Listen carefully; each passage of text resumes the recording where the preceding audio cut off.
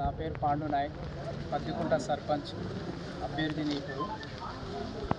గత 30 ఏళ్ళుగా మా గ్రామానికి ఎస్టీ రాలేదు రిజర్వేషన్.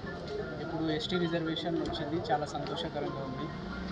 గత 3 సార్లు కూడా బీఆర్ఎస్ సర్పంచే గెలిచింది. ఇక్కడ ఏ పనిలో అయినా, ఏ అభివృద్ధిలో అయినా బీఆర్ఎస్ పార్టీ తరఫు నుంచే అయింది.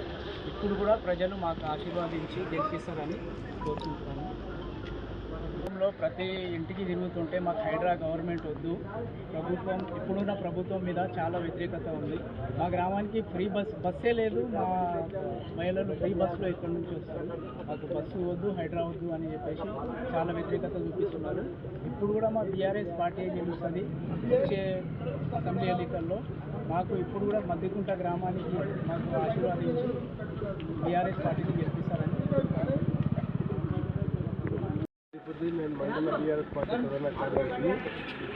గత 3 పర్యాయాలుగా మా కుటుంబమే ఇక్కడ సర్పంచ్ చేస్తుంది. మేము చేసిన అభివృద్ధి పథకాలు చాలా ఉన్నాయి. రోడ్లు కానీ, సీసీ రైళ్లు కానీ, లింక్ రోడ్లు కానీ, ఎంఐఎస్ లైట్లు కానీ, మిషన్ భగీరథ నీళ్ళు కానీ, ప్రతి ఒక్కటి ఎవరికి ఏ ఇంటికి కూడా ఇబ్బంది లేకుండా ప్రతి ఇంటికి సీసీ రోడ్డు చేరే విధంగా మేము డెవలప్మెంట్ చేసినాము. మా విలేజ్ గత 15 సంవత్సరాల నుంచి బీఆర్ఎస్ వైపే ఉంది.